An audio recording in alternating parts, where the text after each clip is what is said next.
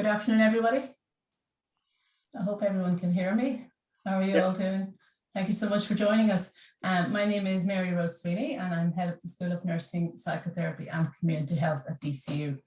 And we're delighted to be hosting the first webinar in the IUA webinar series to celebrate International Year of Nurse and Midwife, and also just to allow us all to have some shared learning and to highlight the challenges and successes in teaching and learning, and also to showcase some of the really great research and innovations that have been happening in clinical and academic settings nationally. So today's webinar is focusing on the educational pivot in nursing and midwifery education during COVID-19, and is in partnership with DCU School of Nursing, Psychotherapy and Community Health, St Angela's College Sligo, and the University of Limerick. And the webinar will highlight the role of educators in maintaining nursing and midwifery education and placements in the context of the pandemic, and will demonstrate how we worked with our clinical partner services and regulator during the pandemic, which, as you're all familiar and aware, was at times a very uncertain, chaotic, frenetic period, but always student-centered. So we always kept students at the center of our focus. So just to say that during the pandemic, the IUA group met very regularly. We attempt to have sort of troubleshooting and shared and standardized decision-making. And I have to say that that worked extremely well. They were a fantastic bunch of people to be around during that time. And I want to thank them personally for their support to me during that time.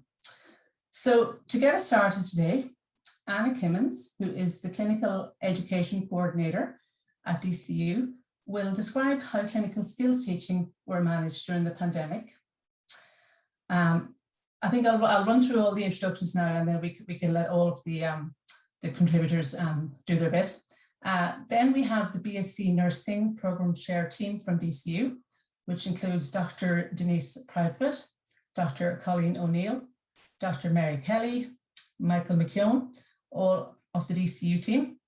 And they are joined by Dr. Anne-Marie Ryan, Director of Professional Standards and Education with the NMBI, who will describe the first virtual site visit and programme accreditation carried out at DCU during the pandemic. So hopefully there will be shared learnings for you all there. After that, Dr. Edel McSharry, who is Head of School of Nursing at St Angela's College Sligo, will describe the partnership approach to supernumerary and internships in practice placements during COVID-19. And then lastly, we have Dr. Owen Doody, who is a senior lecturer, and Dr. Mairead Maloney, who is an educational technologist at UL, will cover advancing and recognising soft skill development via simulation. At the end of the session, there will be a 15-minute Q&A session. Feel free to put any questions you might have for the presenters in the chat box, and I'll pull them out of there and have them for the end of the session. And I just want to thank all colleagues of the school and all students for their resilience and work ethic that they demonstrated in abundance during the pandemic. So thank you all. And before we get started, we want to take you back for a few minutes to that day when it first became really obvious that everything we were doing was about to change rapidly. And literally, we had a few days notice to change the way we delivered everything in the school. So Justin's going to play a little video. Thank you, Justin. We've not witnessed a pandemic of this nature in living memory, and this is uncharted territory for us. We said we would take the right actions at the right time, and we have to move now to have the greatest impact. So from 6 p.m. today, the following measures are being put in place, and they will stay in place until the 29th of March. Schools, colleges and childcare facilities will close from tomorrow. Where possible, teaching will be done online or remotely. Cultural institutions will close as well. Our advice is that all indoor mass gatherings of more than 100 people and outdoor mass gatherings of more than 500 people should be cancelled.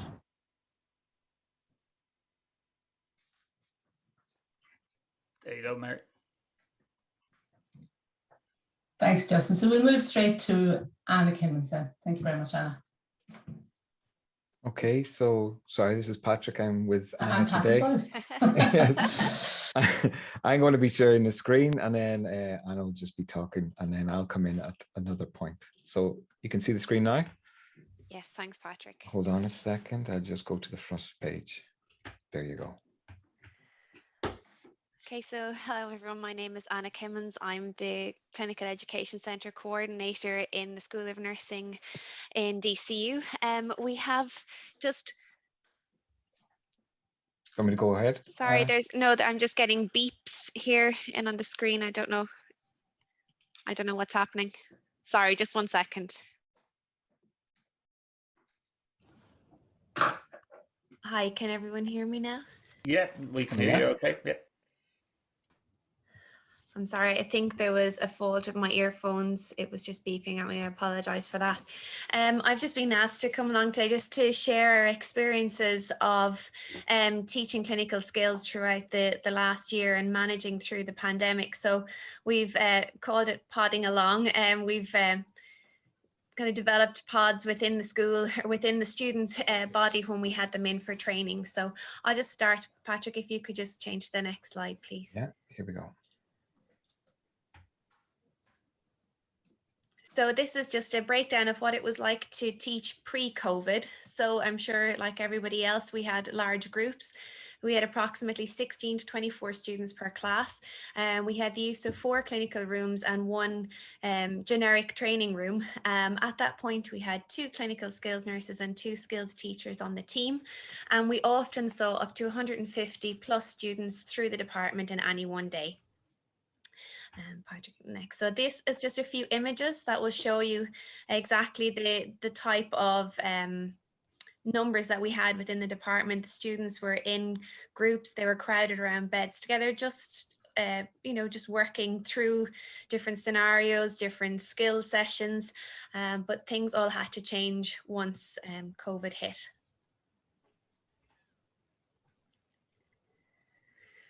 So once the March lockdown hit, obviously everything changed at that stage. We had to plan during the summer months to see a point of return. We knew we couldn't stay away. So during summer of 2020, our plans were returned. So the restrictions that were in place were we had a reduced capacity by approximately 70% within the rooms.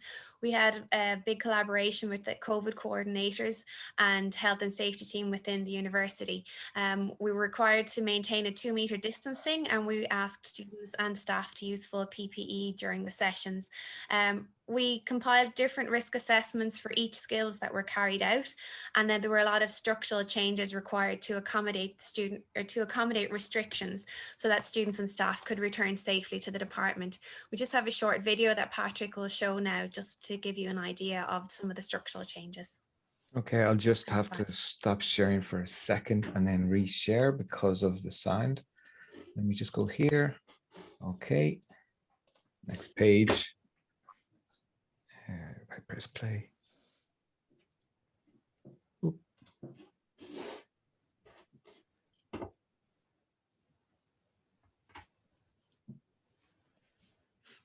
With the onset of the COVID-19 pandemic, it became apparent that life as we knew it, including university life, had to change. In the School of Nursing, given the nature of the nursing programs, consideration had to be given to in-person skills training. Therefore, a comprehensive plan to enable the delivery of the necessary skills modules had to be developed in light of the COVID regulations and protocols. This plan involved infrastructure changes to rooms which increased capacity for skills to be delivered to smaller student numbers, upgraded audiovisual equipment to ensure students in the campus and at home could participate in classes, ensured COVID-19 protocols were in place for the safety of all, allowed the purchase of equipment for the uninterrupted delivery of skills teaching, guaranteed to our partners that the high standard of teaching was not affected negatively by the restrictions experienced during this pandemic.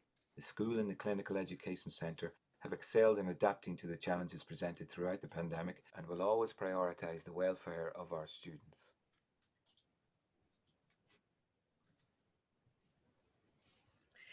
Thanks, Patrick. So, as you can see from the video, it was such a change for us to return from the hustle and bustle of having so many students to having it almost a ghost town. You know, we had nobody on the corridors and we couldn't have people on the corridors. We had structural changes that we had to put in place, and these included decommissioning a computer lab to make it into a generic skills room in order for us to be able to accommodate more student numbers throughout the department and to allow the program to progress.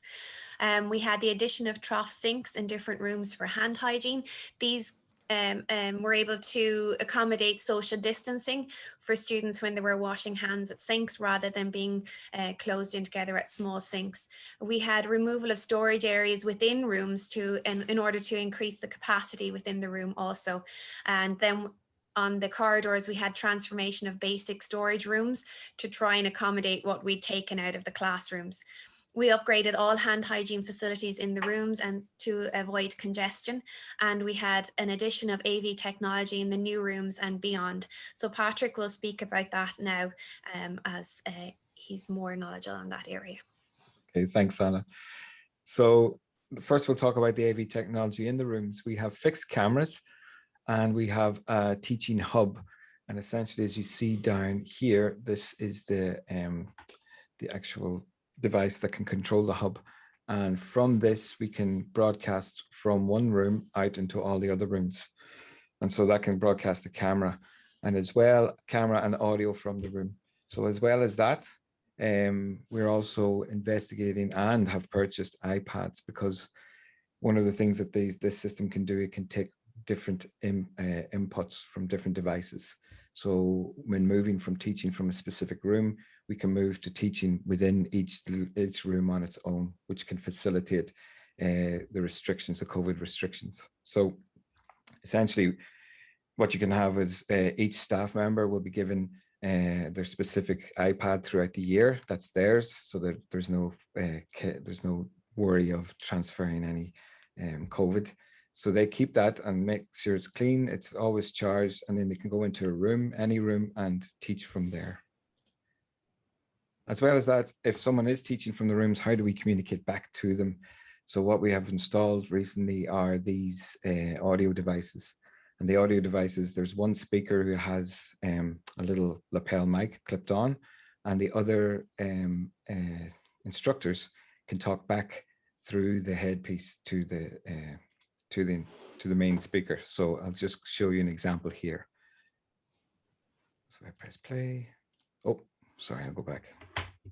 It's just a bit too slow. Let's try that again. One more time. There. So in this case, Adele is coming into room 112. She's going to go to the demonstration area where the camera is located. She's going to turn on her monitor. And she goes to the monitor. She then moves over to the main hub, in which she'll broadcast out into the other rooms. And you see that she decides to broadcast out to room 116. And she has her headpiece on, she's talking. And Michelle is in room 116. You see Michelle has the other device. And she notices that she has to ask Adele a question, because she might have skipped something, or she might ask, could you repeat something? She just turns on the mic, speaks through the mic, and Adele on the other end will stop. This is very exaggerated for your behalf, but we'll stop and listen, and then can adjust this the actual skill and the teaching. So back to you, Anna. Thank you, Patrick. So all the additional AV technologies really helped us in the reopening, which we were able to bring students back in on August 17th. And at that point, we decided that it was best to bring students in for basic life support and manual handling updates for third years before they went through internship, as these skills were interrupted early in lockdown also. So every staff member returning to the department had to complete a COVID return to work training, which was devised with the COVID coordinators and the health and safety team. We had to increase our number of staff to accommodate the maximum number of students at that time. So we increased our staff, we increased our clinical skills nurses, we increased our number of skills teachers. We had to have contact tracing for all students at that time, and that was done via an app on our phones.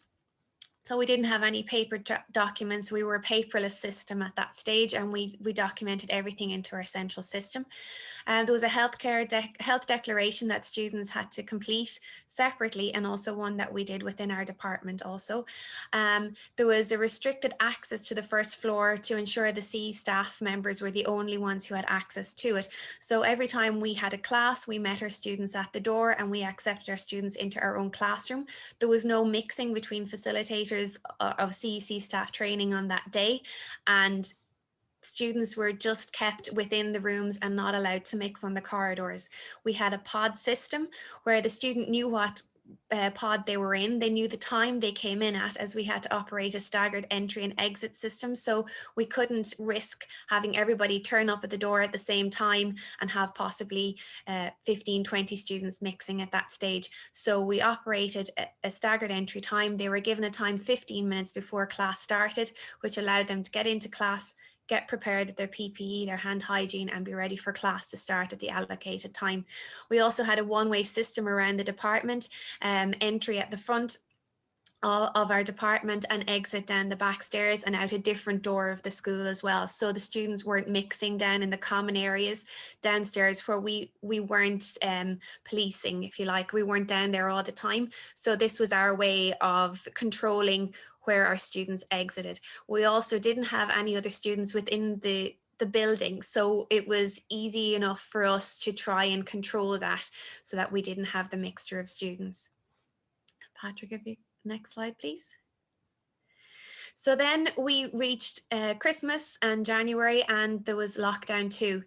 We had some preliminary plans put in place as we felt that online teaching could be a possibility that we would have to work with. So we had some things ready to go. We had arranged that we would devise packs for each of the staff members so that we would just take them home and try and teach our skills from our own home environment rather than having to come into DCU.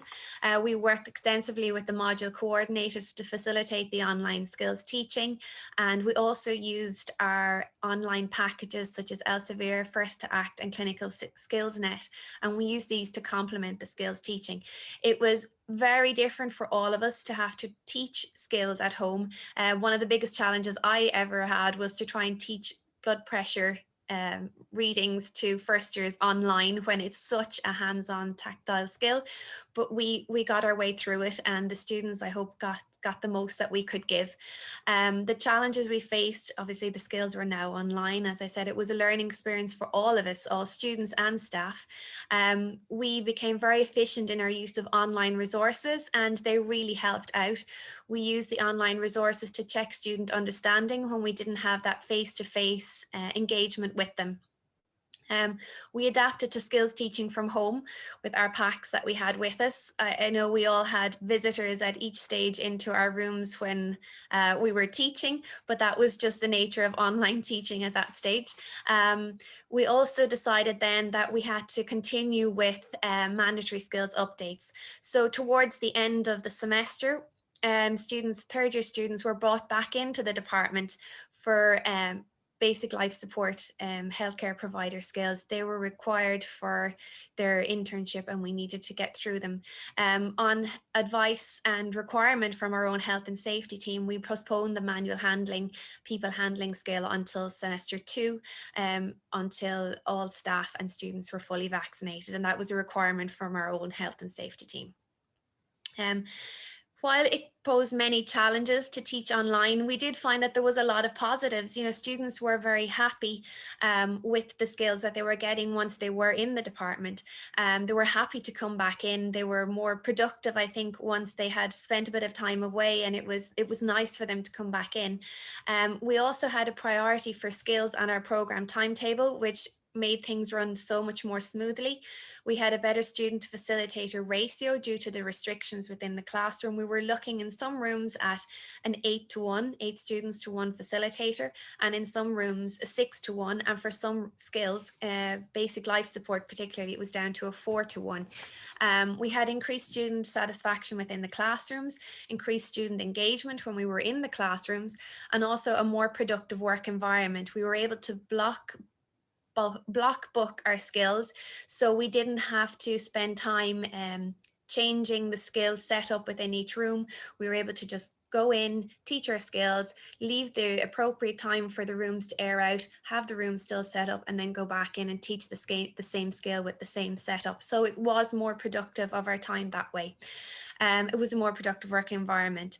We did have good systems put in place to support students and staff. If we ever had any problems, if there was any fears, we had good support from the management team within the school. And also the students had good support through us, the skills centre, and also through the academic team. One of the big positives was that at the end, we were, as a group with the COVID-19 coordinators, nominated for a President's Award for Excellence in Teaching in a team award. So it was nice for us to get recognised for the hard work that we had put through the semesters. So while it was a challenging experience, we did find a lot of positives to come out of the end of it. So we will be hoping to keep some of that positive, some of those positive vibes going into the next semester when we're planning for semester 1. So that's the end of my presentation. And if there's any questions, I know Mary Rose will address them later on. Thank you. Just for everybody who's here today, my name is Mary Kelly, and I am the Programme Chairperson for General Nursing here in Dublin City University. And we are going to speak about the virtual site visit of the Nursing and Midwifery Board of Ireland to Dublin City University. So I'll just share my screen now. So I also want to just welcome Dr. Anne-Marie Ryan from the Nursing and Midwifery Board of Ireland. And Anne-Marie is going to present the first few slides in this presentation, which outlines, the site visit from the perspective of the NMBI. So Anne-Marie, what I'll do is I will manage the slides, if that's okay. That's fine. Thank you very much indeed, Mary. I move on now to the next one. Perfect. Thanks very much indeed. Well, we were delighted that we were able to work with DCU actually for our first virtual site inspection. As I say, we normally, as most of you would know, we would do 3 site inspections every year because we're on a circle of approval of programs. Next slide, please, Mary. We're on a circle of approval of sites where education occurs every 5 years. So we try to do about 3 every year. But anyway, with the lockdown last year and with the placements all closing last April, as everybody remembers, and colleges technically and students technically only getting back into placements around the September time, we actually took some of the learning from our partners in the other professional regulatory bodies. So we had met with actually some of our colleagues from the Veterinary Council and also from the architects. And we took some learning that they had about how to do actually virtual site inspections. So with that, we developed a process to see, was it possible for NMBI to do this? Now, we were trying to do 3 things at the one time. One was we were taking on the business of COVID-19 and trying to do this within the virtual space. But also we had, as some of you remember, reduced some of our requirements and standards with a view towards digitization. So we wanted to pilot these as well. And when we came to DCU, we saw that they had 4 undergraduate nursing programs and 1 postgraduate nursing program leading to registration. But we had, as I said, been working with QQI, and these were the general principles that we agreed with them and with our other professional regulatory bodies that we needed to use. So transparency, so this is collegiate and is a necessity for open and honest process. Consistency, so that it's a fair process. Predictability, that there was no surprises, and this is all in relation to self-audit. Proportionate, so we wanted to reduce our indicators, but we also wanted to focus on the nursing regulatory issues and take out the ones that QQI had. And one of our big things was then conflict of interest. So next slide, please, Mary. So what we did in pre-inspection was, and thank you very much to Mary Rose and the team for agreeing that in December we could actually agree particular dates. So at the beginning of December, we were all in place to be able to do this, but because it took about 2 months really to get ourselves ready, certainly 6 weeks to get ready for this. And I know that our colleagues will talk us through this. What we needed to do was to get some site inspector coordinators, and you're going to meet those now shortly. We needed to get some of the relevant documents for each one of these programs.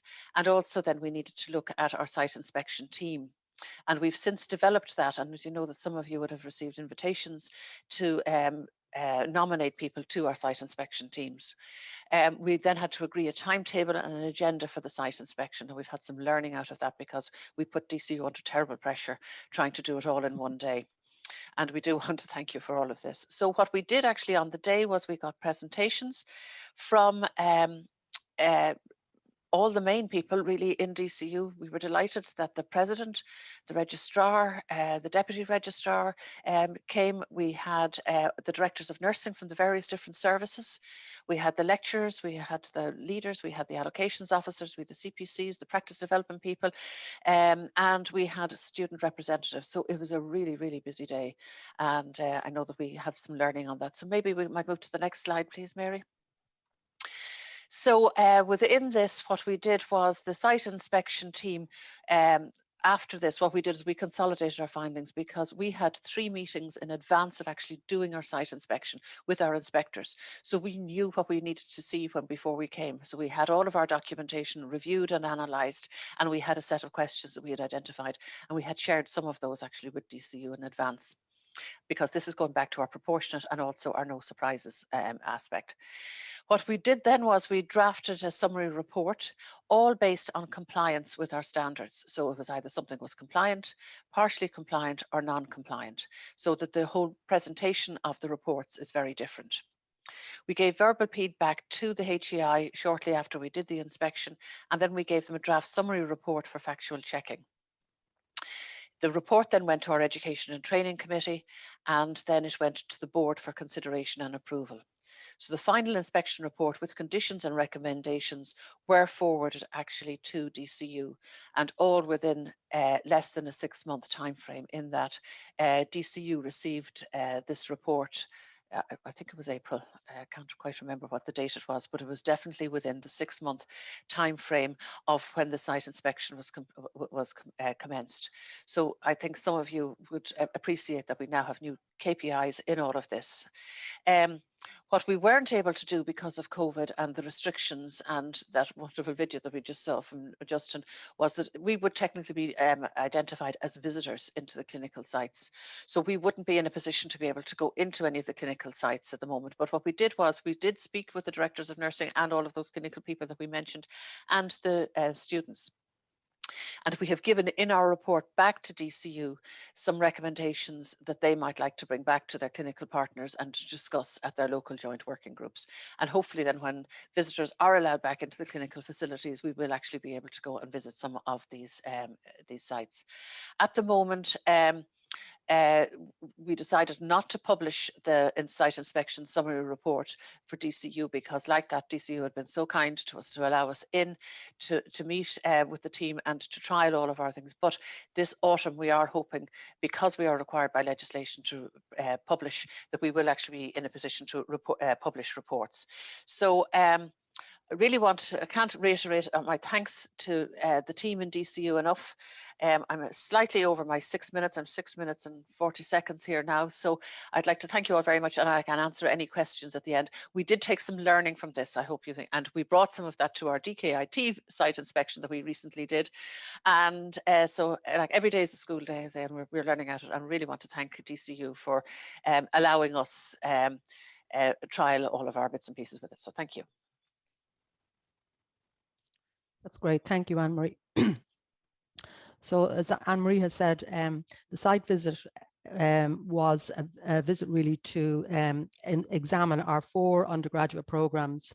And I'm joined here by my colleagues on this call, Dr. Denise Proudfoot, who is the chairperson of our mental health program, Mr. Michael McKeon is the chairperson of the Intellectual Disability Programme, and Dr. Colleen O'Neill, who is the chairperson for the Integrated Children's and General Nursing Programme. We also have a postgraduate children's nursing programme, and the chairperson for that programme is Dr. Joy Conlon. So what we're going to talk about today is I'm going to talk about the planning for the site visit, and then my colleague Denise will talk about the some of our observations in relation to a virtual site visit. So as Anne-Marie has said, the site inspection takes place every 5 years. Now, normally it's, you know, as everybody who's on this call from a nursing background will understand, it's a very important to us, and it's it's quite a formal event, but a virtual site visit is a very different experience to a face-to-face site visit. Now, the process itself was similar, you know, in what we were required to produce for the site visit to take place, but everything was basically done virtually. So in advance of the site visit, approximately I think 4 weeks prior to the site visit, we submitted the self-assessment audit tool in advance, and this was carried out by the programme chairpersons in association with our school colleagues, and also with our head of school, Mary Rose, who signed it off. So essentially, for anybody who's maybe not from a nursing background, this tool, it's quite a useful mechanism. It's designed to demonstrate how the programs are fit for purpose and how we meet the criteria for professional approval. And I suppose as an exercise as well, it's also a very useful exercise because it allowed us an opportunity to really reflect on where or how we are meeting the standards or the criteria, and also to think about some, you know, potential gaps or deficits that might need to be addressed. So in this slide, I will talk about the planning. So we had a designated DCU person to lead out on, coordinating the site visit, and that was I undertook that particular role. So, but I also want to stress that it's really important that we worked very, very well as a team, and so in other words, all of the planning that led up to the site visit. Was undertaken by the entire team of programme chairpersons and also Mary Rose in collaboration with our colleagues in the school. So basically what the lead person does, however, is communicate back and forth with the Nursing and Midwifery Board of Ireland, and would have sent in all of the required information, and also corresponded with the board regarding who the invitees were for the various meetings that were to take place on the day. So there were quite a number of meetings, and Denise will talk about that in more detail. So in terms of the site assessment documentation preparation, we had been asked by the Nursing and Midwifery Board of Ireland to produce quite a bit of documentation in advance of the site visit, and that's in addition to the self-assessment audit. So we had to collect samples of students' work across the 5 programs. We also needed to provide samples of assessments across all 4 years of the undergraduate program, and also on the post registration children's program. And other information was also required, such as information on graduate employment rates, and so we needed to consult with the DCU alumni office and other departments regarding this documentation. So in order to manage that, we set up a shared Google Drive, with numerous subfolders, and then we shared that Google Drive with the Nursing and Midwifery Board of Ireland, and that was actually quite successful. But it was a good way to be for them to access that particular documentation. So we also we did a trial run for technical checks in advance. You will have seen the video there that Patrick made for the Clinical Education Centre, But on the day, we decided that we would do, rather than doing a recorded tour of the school, that we would do a live virtual tour. So we needed to make sure that that was going to run smoothly. So we did a trial run for that. And I suppose I have to just stress as well, it's absolutely essential that we had, you know, the technical expertise of Patrick to just be able to do that for us, you know. So we also in advance, we prepared very well in that we held numerous stakeholder meetings prior to the visit to explain the process. So we had briefing meetings with, say, for example, the president, the vice president for academic affairs, with the executive dean of the faculty, Professor Michelle Butler. Also, we had briefing meetings with our professional advisory group, which is represented by the directors of nursing, with the nurse practice development coordinators, the clinical placement coordinators, our own academic colleagues, and also our students. And all of this was done virtually, you know, through Zoom meetings. Normally that would be carried out in sort of the face-to-face environment. Now, as Anne-Marie has said, because of the ongoing COVID restrictions, the site visits to clinical practice have not taken yet, and they're due to take place in the future. But our clinical partners were key people to invite as well. So they were invited to all of the morning presentations, and then there were a series of parallel meetings in the afternoon to which they were also invited. So that would have been very, very important as well.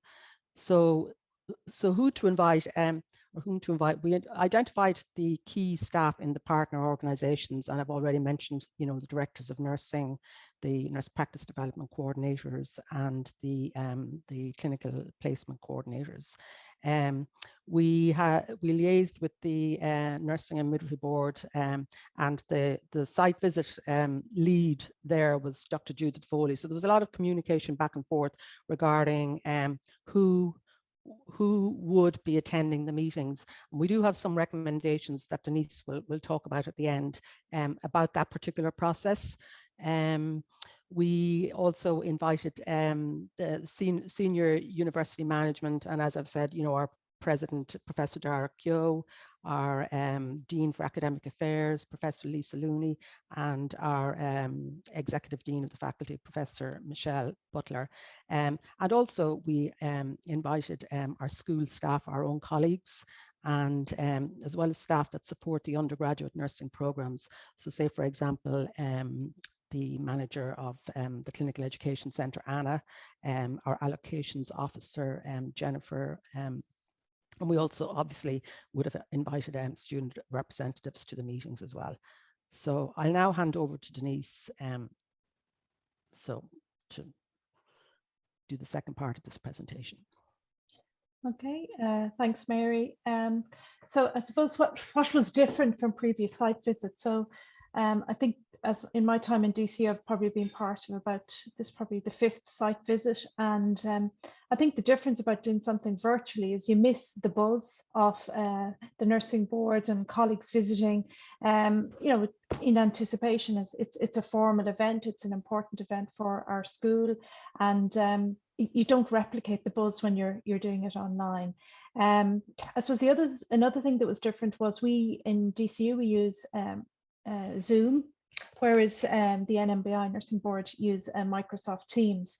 So in a sense, yes, they're probably similar from a day-to-day working, but when you're used to one medium, it was a little bit tricky at times when you were trying to log on to the different calls. So because Anne-Marie mentioned earlier, the schedule was quite tight, so there was people sharing various presentations, and because it was hosted external to us, so while we were all at home, it was being hosted by another organisation, whereas rather than, I suppose, a DCU Zoom. So that was a little bit tricky at times, but we got through it.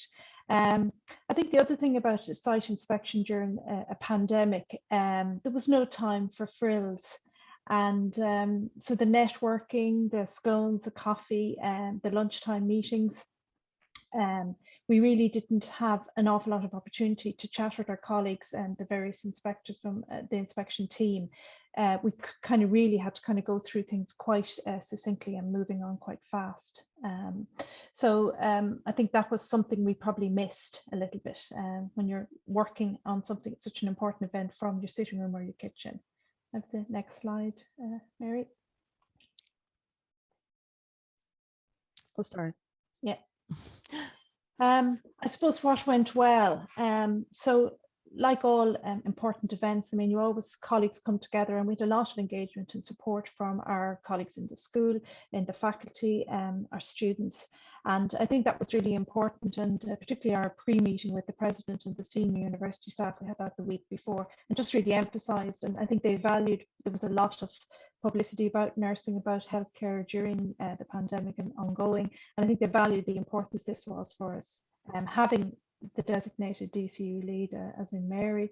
I think on the day, the virtual live tour of the school and facilities, I don't think I was the only one. I found it a little bit emotional to see my place of work so empty. And like, it was fascinating, I think, for the team to see our facilities, and we have excellent facilities in DCU, but it was quite sad in some ways that these facilities were empty, but it did showcase the spaces and the environment we have.